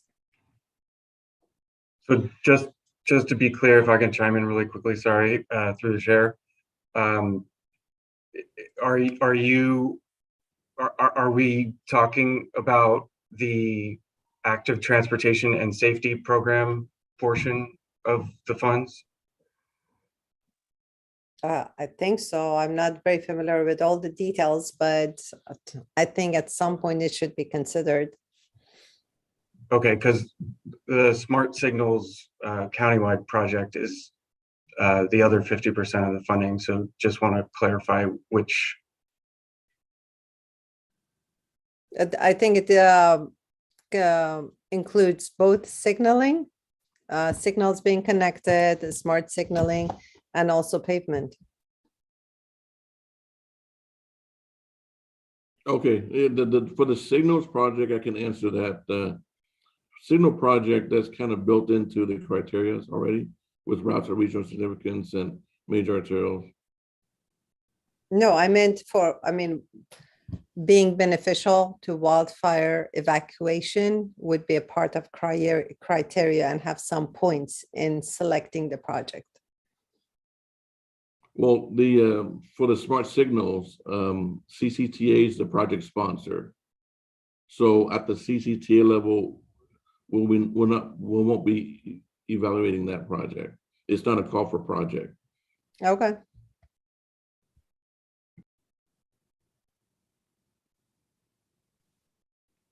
Okay, Member Keeshan? Yes, real quick. What linkages are being made when it comes to bike paths and these kinds of projects? What linkages are being made to ensure that the paths are swept on a regular basis? I'm gonna try to answer that, but Colin, you can chime in. As far as this program is concerned, we're looking at the funding of building those infrastructure. As far as maintaining it, I think it would be up to the jurisdiction. I mean, that's really my answer right there.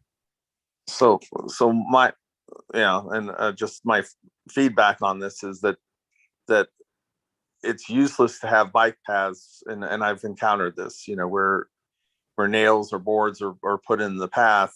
It defeats the purpose of what this is all about. And I know there's different budgets, and I know that it probably it's not very compatible with the way things are done, but I really do think that we should begin with the end in mind, that we should make those linkages so that when we do make these investments, that people aren't jeopardized because people are being short-sighted on the budgeting.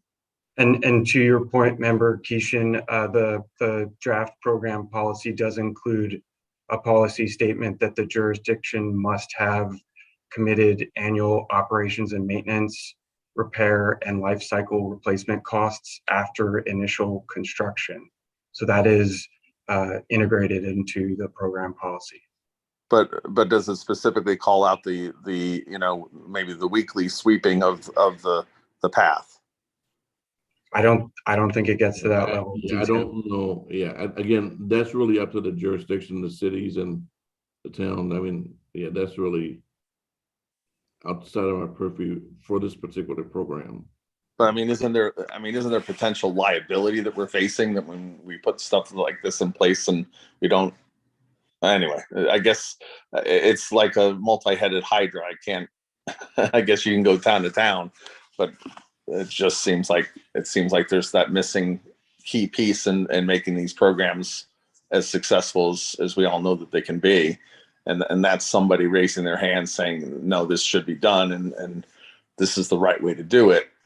And then putting forth a policy that ensures that sweeping is part of the plan.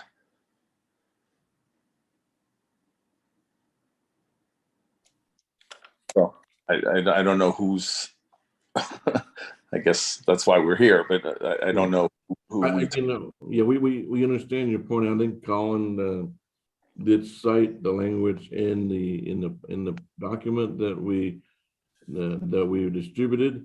As far as, again, mandating or requiring cities to maintain their road, just like we give local streets and roads money for Measure J, and we can encourage state that cities should maintain it, but I don't think we have the control over what cities do. I mean, maybe one of the cities staff can help.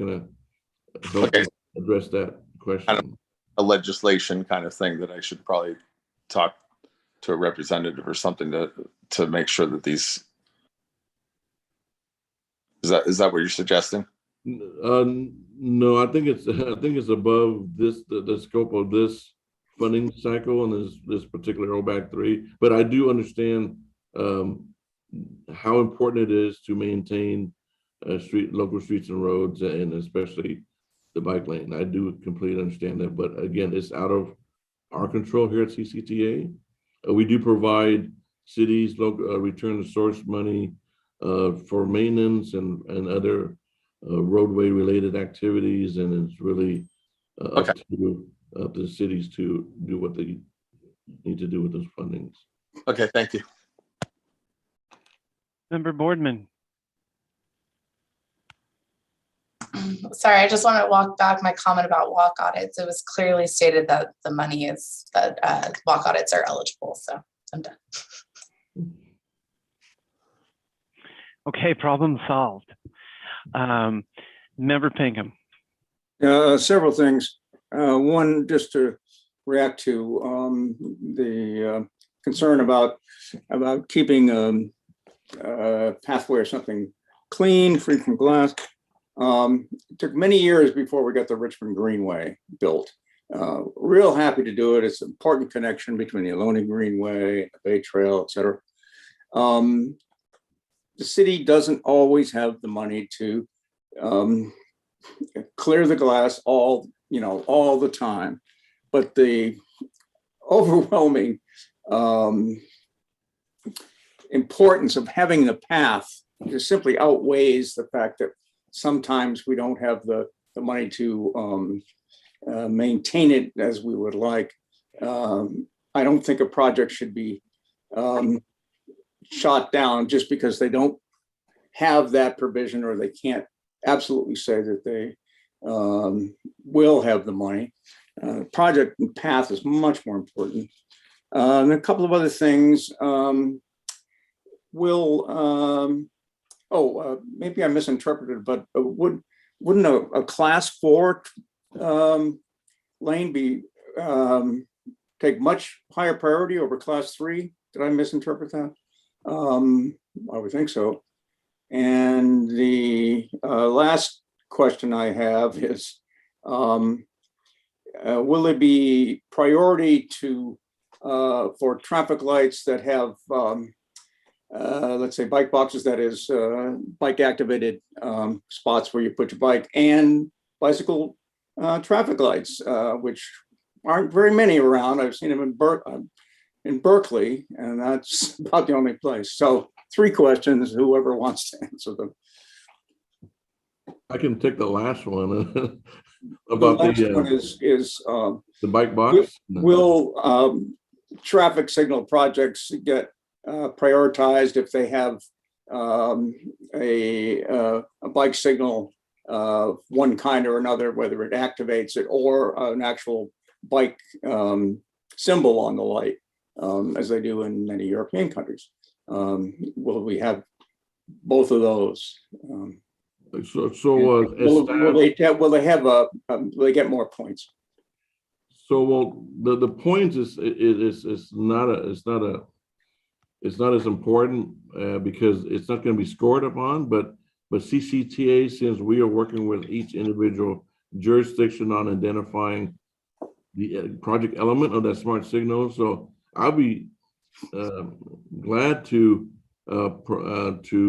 look at that type of projects if a city already have their infrastructure, and if that's what the city is looking for, to have that technology in place. Again, I mentioned earlier, each city are different as far as where they are with their signal system and so forth. But if a city are updated and they want, and they tell CCTA that they want that included, we'll certainly consider that.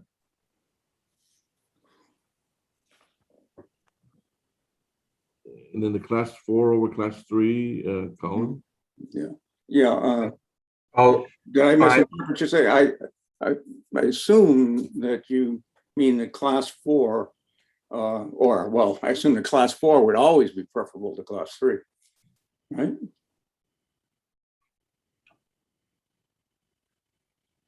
I wasn't sure if member Boardman wanted to. Sure. Yeah, it was just on that page, it was just talking about what would not qualify. And so paint only would be class 3, or I think even class 2.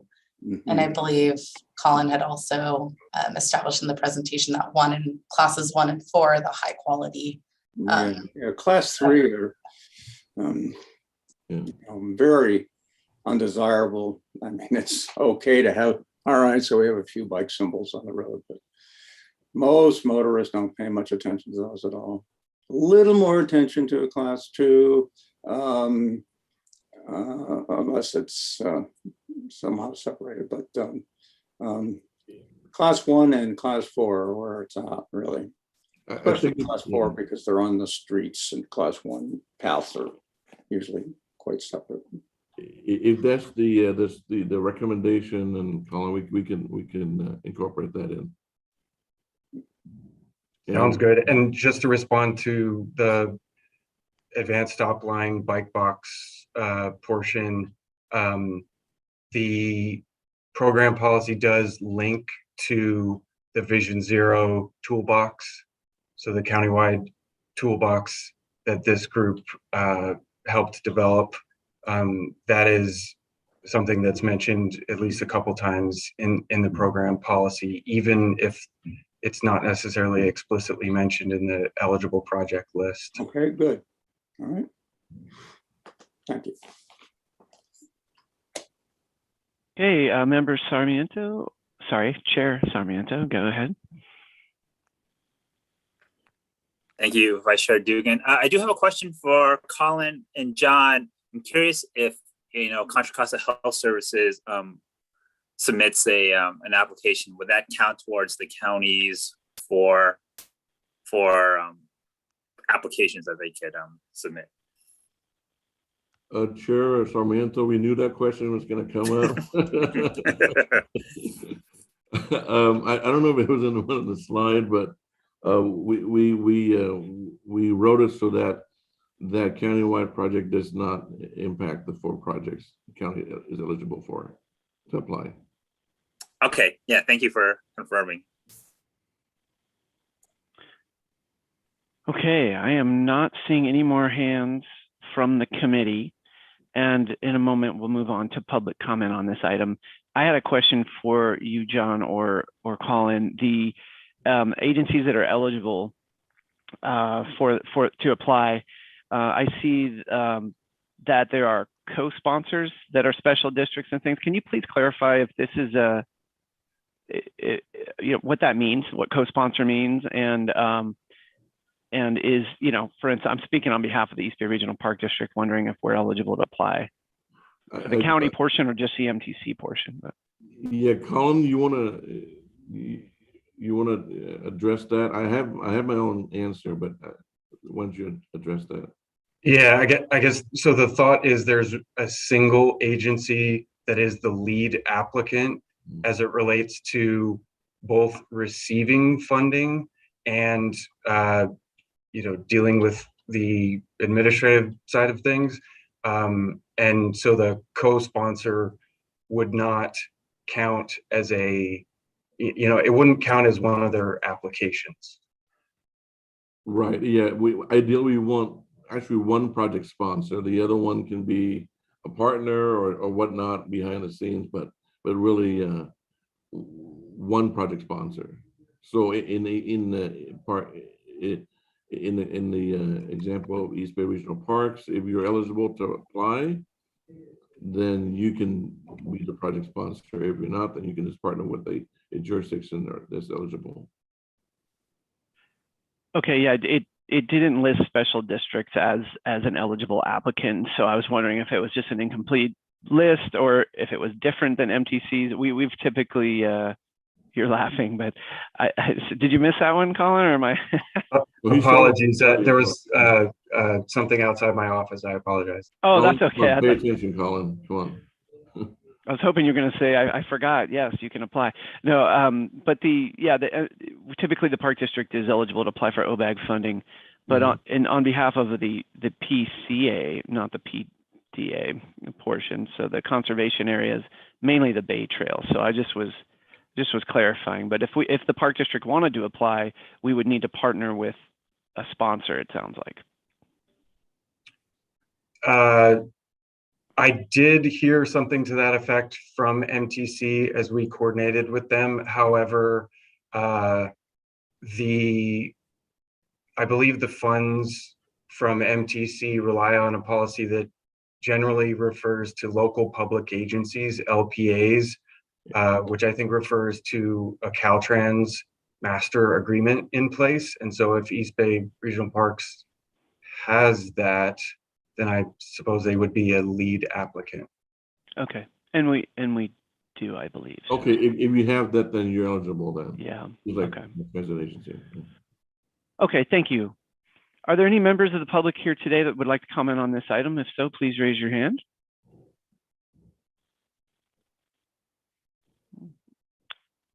I do not see any any hands. If I'm missing you, just chime in. Okay, well,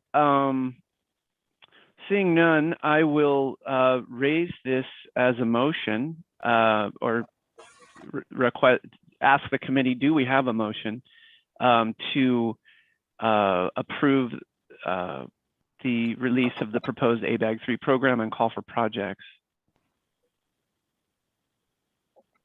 John, go ahead. Sorry, before we vote, go ahead, John. Your Vice Chair Dugan, we received a lot of comments, and we had mentioned that we're going to incorporate those comments in the policy. So I just want to make sure that this committee realize that we will be updating the documents based on what we heard today. And Vice Chair Dugan, I suppose it sounds like the first motion will be related to putting the program policy forward for board consideration. And then the second motion would be nominating the 4 members to serve on the scoring committee. Well, that second item probably will take up a little more time. I wasn't anticipating that one, but if that's what you need today, then we can do that. That's fine. We can defer that to the next meeting. The second one, if there's no time. Yeah, is there any discussion the committee would like to have around that second item? That anyone who wants to volunteer now to review OBAG 3 applications? I love asking that question. So we'll defer it to the next one. We'll defer it to the next one. I know we're all wondering what that means as far as workload, right? So we probably, I think, to CCTA staff, I think we probably would like to know what that process looks like, what's being asked of the members that would be nominated. It'd be helpful to have a little more information on that. Is that fair to ask for? It is fair, yes. Yeah. We'll come back with more information on that. And if it helps, the scoring sheet and the application form, the idea was to develop them as coordinated as possible to make it as easy as possible on evaluators. So we do appreciate that. Thank you. Oh, evaluators appreciate that as well. So thank you. Okay, well, I'm gonna ask Jackie. Can you please summarize what it is that we need to vote on at this point? I believe at this point we're voting to move this forward to the board. Okay. My understanding, this will go through our planning committee next, and then from the planning committee and whatever comments are in there, then it will go to the board. Correct me if I'm wrong, Colin and John, but that's the Maybe process. you can read the action, Jackie. Yeah. Give me just 1 second.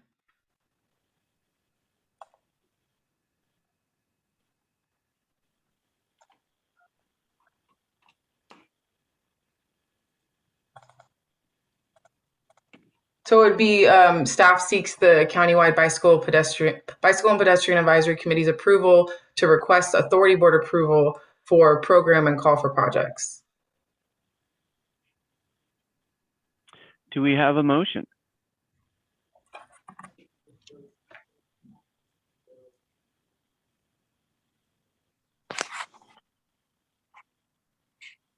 Yeah, I'll motion that we seek approval and requested from the authority board to release the proposed TOBAG 3 program.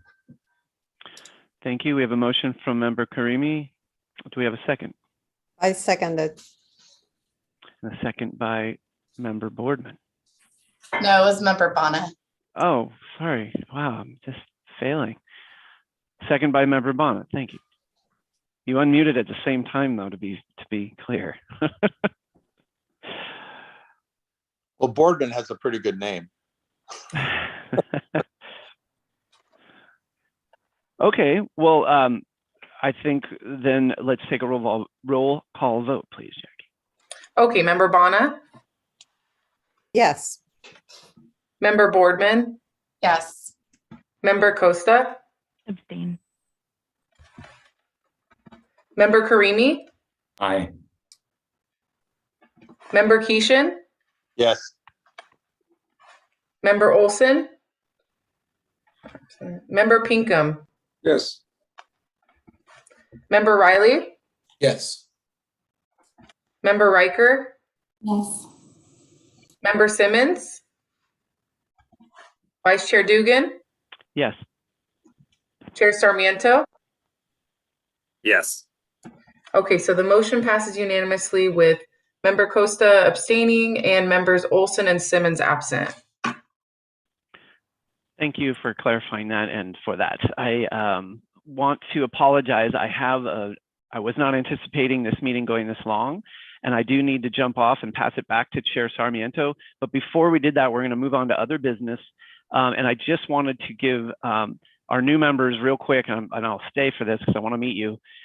Member Bonna and member Boardman, welcome to the committee. And this is your first day. So if you don't mind just introducing yourself and telling us who where you're representing from and any other information that would be helpful for us to get to know you on screen, at least for now.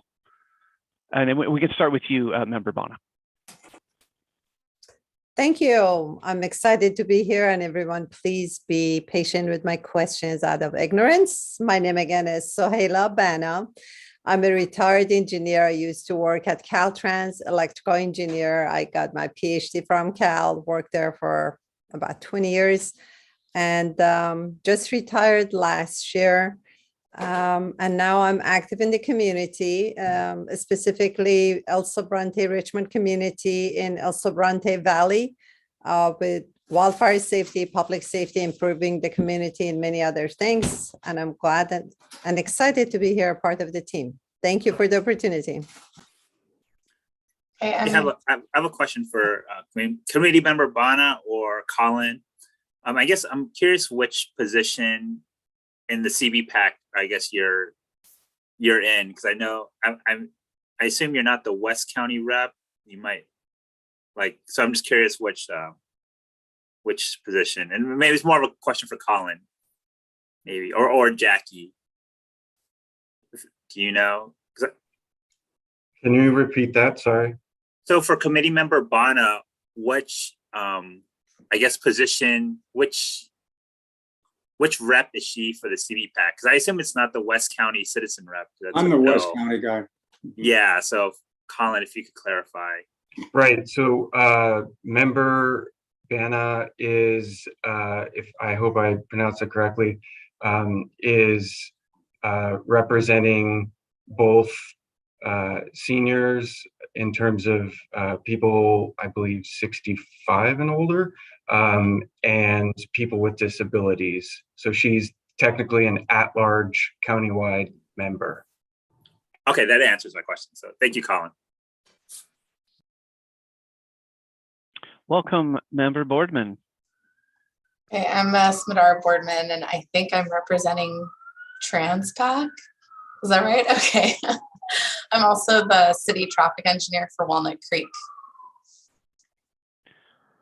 Well, I apologize that we didn't get to do introductions at the beginning, and also apologize. I hope I'm not messing up a quorum or anything by leaving, but I am getting a phone call on the other end. And Robert, do you mind taking over, Chair Sarmiento?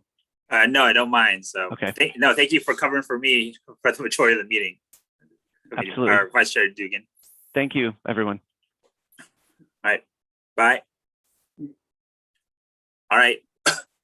Robert, Excuse quick me. question, or if Heather's Yeah. around, are we going to have our normal May meeting, which is what would be scheduled, or is that we're going to skip that because we're having one now? You know?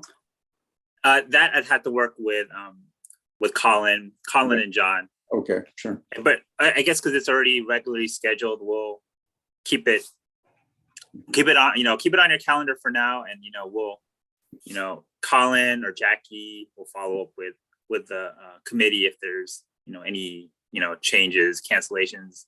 Yeah. With the Those May of meeting. you who just joined the committee will be happy or unhappy to hear that meetings are often canceled because there's not enough stuff to talk about. But it's not too infrequent, but it does happen. Okay, and keep in mind, so with the item we just finished, the OBAG 3, we still need to select, 4 members for the review committee, so that potentially might be an item in the May meeting. All right, we'll move on to item D, other business. This item is for information only and is a reminder for jurisdictions to submit an application to MTC and CTC's ATP Cycle 6 for funding. And I think Colin will provide a brief update. Is that correct, Colin, on this ATP item? Given that we're past the 1 p.m., I don't need to do that, but it is a useful reminder for all jurisdictions. Thanks. All right, and if anybody has any questions on ATP Cycle 6, feel free to reach out to Colin and John. Is there any other any other items that members would like to bring up at this time? Sure. As I hope everybody knows that Bike to Work Day, maybe actually Bike to Work Day instead of Bike to Everywhere Day, is coming up on May 20th. Bag stuffing on the 9th, I believe, depending on your jurisdiction will get a certain time. So encourage you all to participate, at least get your bag if you don't want to, if you can't work at an Energizer station. And if you want to locate those, they'll be on Bikey's base site. So happy Bike to Work Day. I love it. I love passing out the bags and stuff. So anyway, good day. Thank you. Thank you for that reminder, Bill. All right, we'll move on to item E, upcoming subjects for discussion. Does anybody have any items that they would like to discuss at the next meeting, which is tentatively scheduled for May 23rd?